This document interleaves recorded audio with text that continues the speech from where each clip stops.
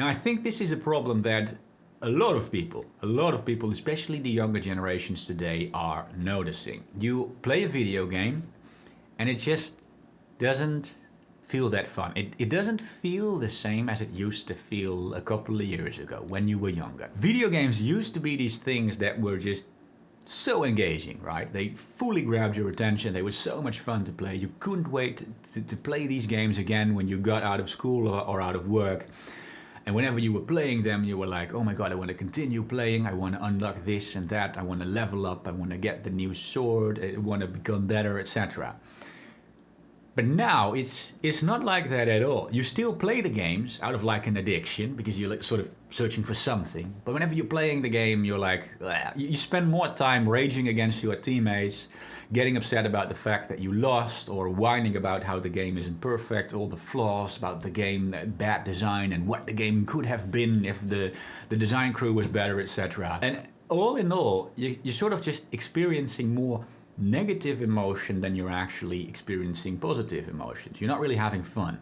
You keep playing the games, but it's not that fun. Now, this actually makes a lot of sense. It largely has to do with one big thing, which is dopamine. Dopamine is a neurotransmitter in our brain. It is a chemical, and dopamine is the stuff that is responsible for reward and motivation. Now, a lot of people say that dopamine is like the pleasure chemical, but it's not really about pleasure. It's more about reward and motivation. I think the best way to explain this is evolution. You see, nature sort of needed to design us in a way where the things that were essential to us were things that we kept doing, right? And so whenever we do something, like we eat food, or we sit in front of a fire when it's cold, or we socialize with other people and we procreate, anything that sort of ensures the survival of us, our species, and the passing of our DNA, that gives us some dopamine, so that we get a sense of reward. We start to think, hey, this is very rewarding, and I want to do this again. You see, it's reward and motivation to start doing it again. That's exactly how dopamine works. And so that is a very useful system from an evolutionary perspective. But the problem that you have to realize is that in our modern society, the availability of things has sort of shifted. You see, right now, for example, we have a lot of junk food available. Now, our instinct still thinks, well, whenever we find a food that is very high in calories, it's got a lot of sugar or a lot of fat, that is great. I want to eat as much of it. And so whenever we eat junk food, our brain tells us this is very rewarding. We want to do this some more. We want to do this all the time. And so we have sort of like a mismatch between the way that our brain chemistry works and the way that our modern society works. And this works on so many levels. There is an unlimited supply of entertainment in the form of video games. There is an unlimited supply of naked ladies on the internet. And so what we get is that we have this lifestyle where there are so many things that provide us with way more dopamine than our brain was really designed to handle. And we get to the point where our brain starts to become numb to the dopamine, because that's what happens when our body receives too much of a certain neurotransmitter or a hormone. Whenever that happens, is that the receptors sort of start to become numb, and so the whole system starts to function less. Well, another perfect example of this is type 2 diabetes. In type 2 diabetes, people have a problem where their body can't really handle the insulin anymore. Now, the problem is not that they have too little insulin. The problem is that they constantly had their blood sugar so high that they constantly had a lot of insulin, up to the point where their body was like, yeah, there's enough insulin for now, we're gonna turn down the receptors, right? And so now their bodies don't receive enough insulin, even though they have enough insulin. The problem is that the receptors have gone numb. Same thing happens with other hormones and other neurotransmitters, including dopamine. And so if we live this lifestyle where we constantly bombard our brain with dopamine, well, our dopamine system starts to go numb, and the whole system sort of stops to function. Well, it doesn't stop to function, but it starts to function a lot less. Now, the problem with dopamine is that dopamine is the system that is responsible for reward and motivation. And so that is insanely important in life. And that's exactly why we see so many people today that sort of like lose the motivation to work towards their long-term goals, right? They can't find any satisfaction out of working anymore because their dopamine system is so numbed. I mean, if your brain is used to playing video games all the time, well, real life sucks eventually, right? Because real life is not as... Let me try to explain it this way. It is not as fast-paced and as dopamine rewarding as a video game is. I think The Sims is the perfect example, right? Because The Sims is sort of like a life simulation, right? Now, if you play The Sims, whenever you get like a promotion or you buy a new thing, you get a hit of dopamine. But things are so much faster paced than real life. Making a promotion in The Sims, buying a new kitchen, buying a new expensive luxury house and buying a jacuzzi in the yard, that goes so much faster than it goes in real life. And every time we do one of these things in the video game, our brain does get a hit of dopamine. And so we sort of numb our brain to the point with these ridiculously unnatural amounts of dopamine to the point where real life just doesn't feel rewarding anymore.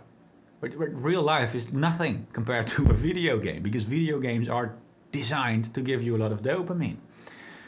And this is also exactly why, eventually, because, well, dopamine is not just about motivation, but it's also about reward. This is also why these things start to feel less rewarding over time. It's very much like a drug addiction, right? If you're addicted to alcohol, I mean, when you're a teenager and you start going to a party for the first time, alcohol's great. And you think, wow, alcohol is the best, I want to do this every weekend. But once you actually become an alcoholic, alcohol is no longer that much fun, because you're sort of become resilient to the fun of the alcohol. And the same thing sort of works when it comes to dopamine in video games. You are still addicted to dopamine because your dopamine system is so numb, you still keep looking for that dopamine. And so the best way to keep looking for that dopamine is not in real life, but no, it's in the video game. And so you keep playing the video game, but at the same time you've become so numb to the dopamine that it's not actually fun. And so you get trapped in this vicious circle where things become less and less fun, and the less fun things become, the more that you go into these very habits that make your life less fun. And so that's really the problem.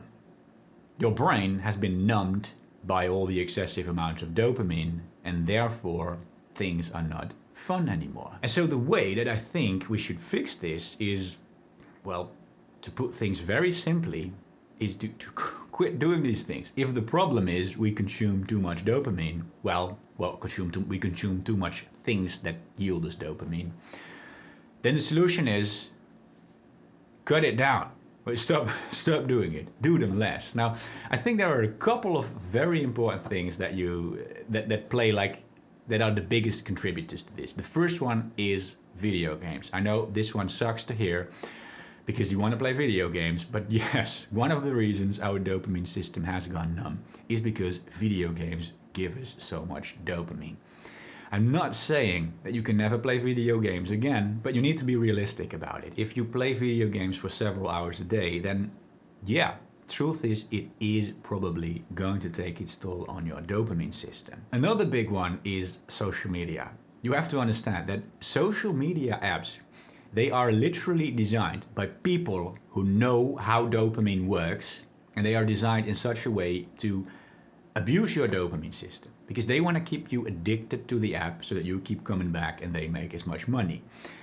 And so they are designed to just numb your dopamine system to the max. Like it's insane. Every new picture you see, every new video, every like you get, every comment you get, every DM you get, everything gives you a hit of dopamine. Now, I think you guys know how social media works, right? How many pictures you can see, how many likes you can get. It's just insane. It is dopamine hit after dopamine hit. And this is also why we see this trend developing in like how the social media platforms progress, and things go faster and faster all the time. first we had Facebook, right? Now Facebook is relatively slow. You click someone's photo and you see a big pile of text. But then we had like Snapchat and Instagram. And what did we see? The younger generations, they got too bored of Facebook. And the only people that kept lingering around on Facebook were the older generations that didn't really have their dopamine system numbed as much yet. But the younger generations who use social media all the time, play video games all the time, who have this tiny attention span, well, Facebook didn't cut it for them anymore, and they needed something faster like Snapchat or Instagram. This is like picture, video, pop, pop, pop, pop. It goes much faster, right? Then we had TikTok right now. And now we see that like video platforms like YouTube are panicking, and they're implementing YouTube Shorts, which is literally a copy of TikTok, because they know that TikTok is faster. TikTok is getting more views. This video I'm making right now, like a lot of people probably don't even have the attention span. They don't even have the dopamine to watch this whole video. And even if you did make it to this point right now, you probably at some point throughout the video or at several points thought about clicking away the video, right? Which is very strange if you think about it, because you probably think, hey, this guy has something interesting to say. This is what I want to hear. This is something that I am interested in. But despite the fact that I'm telling you something that you actually want to hear, your brain is still telling you, okay, yeah, well, it's been enough. Let's click on the next video now. And even if that's not an interesting video, we just want to go to the next video. And so that is exactly what happens when your dopamine system is numbed. And social media is a big contributor to that. Now another big one is just browsing the internet, such as Reddit or 4chan or sites like this, where it's just a bunch of posts or pictures or whatever, or videos, even YouTube. It works in very much the same way as social media does. And it's just a bombardment of different posts and pictures that you just all want to read, and you get into this addictive behavior where you go to Reddit out of a habit, and it's not even that much fun, but you just keep scrolling through the posts anyway. It's another big one. And then the last one, which is probably one of the biggest, maybe the biggest. It can be the biggest depending on how much you actually do it, but that is porn. Now this one is explained quite simply by the fact that from an evolutionary perspective, procreating, spreading our DNA is like the most important thing we could do. It is like the evolutionary end goal. Now sure, eating food and making sure that you survive and stuff, that's also important, but if you think about it, we sort of do these things so that in the end we get to spread our DNA, right? Spreading our DNA, having sex, that is the end goal. And this reflects in how much dopamine it actually gives us. There's a bunch of studies that measure people's dopamine levels, when they watch them, when they show them their videos, and they compare it to like hard drugs, and it's insane, right? It's like comparable to hard drugs. It's really mind-blowing. I've already sort of talked about this before, but in our modern society, the availability of pornography, of naked ladies, sexual stimuli, is just so much more than our brain is naturally designed to deal with. It can wreak havoc on our dopamine systems. If we regularly watch porn, if we do it like every day, maybe even several times a week, it's very hard to like draw a line between now it's too much and now it isn't. But I think the most important thing to understand is that it takes a huge toll on your dopamine system. So porn is without a doubt one of the things you might want to cut back on. Now, in terms of how much you actually have to cut back and how much you actually have to abstain from these things, this is hard to answer. I see a lot of people making videos about these so-called dopamine detoxes or dopamine fasts on YouTube. You've probably seen some of these videos. And while I really like the idea of a dopamine detox, I actually think that it makes sense. Yes, that's also the thing that I'm trying to tell you guys right now. You need to abstain from these things. And so the idea of a dopamine detox is good. These people tell you, well, you should take a day where you don't do anything at all and you just spend a day being bored, not doing anything, and that resets your brain. I like that idea, but I think the mistake people are making is not quite realizing that one day is probably not going to cut it. You see, if you do a dopamine detox for one day and then you jump right back into your old habits after, then yeah, well, obviously it's not going to do anything in the long term, you know.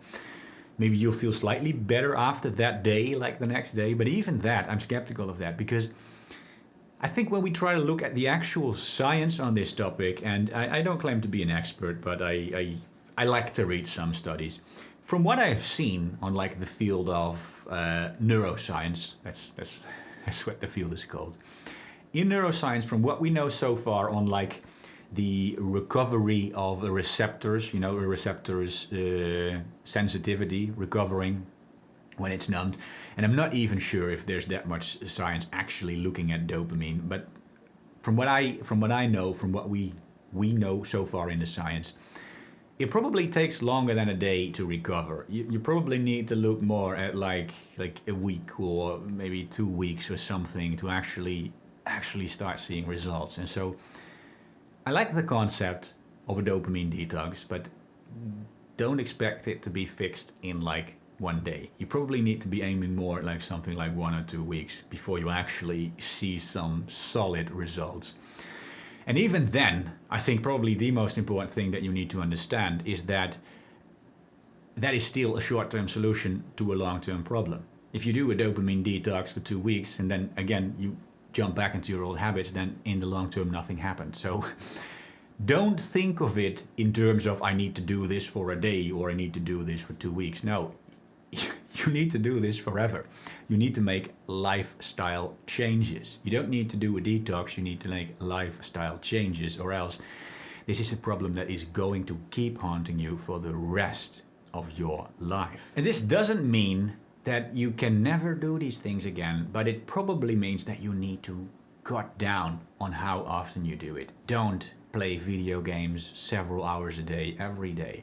Do not watch porn every day. Do not constantly spend time watching on your phone. You know, try to spend moments without your phone. When you go to the bathroom, everyone takes their phone. But try not taking your phone to the bathroom. When you're in the bus, you know, you're having to go through a 10-minute bus ride, try to not instantly grab your phone, but just do nothing. You know, try being an actual person for 10 minutes instead of always resorting to being that mindless consumer. I know a lot of you guys are probably going to think, oh, that sounds like a life that is not so fun. You know, now I can't play video games as often anymore. Now I can't watch porn whenever I want anymore. Sounds like that life sucks. You know, that's not as fun. I want to have fun. But guys, think about it. What is the problem we've been talking about all this time? It is the fact that if you try to engorge into fun stuff all the time, that it actually makes your life less fun. And ironically, if you limit the intake of fun stuff, your life actually becomes more fun. That's how dopamine works. Too much fun stuff equals not so fun life.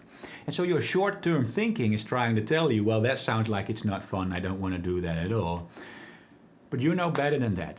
Now you know how the dopamine system works, and now you actually know that by limiting the intake of fun stuff, your life will actually become more fun in the long term. And you will probably even start to notice the benefits in like a week or 2 weeks. So, yeah, that's going to be worth it. Step up your game. Don't watch porn all the time. Don't watch social media all the time. Don't play video games all the time. Don't always grab for your phone when you're bored. And your life will become so much more fun. You will get to that point where you actually get to enjoy video games again.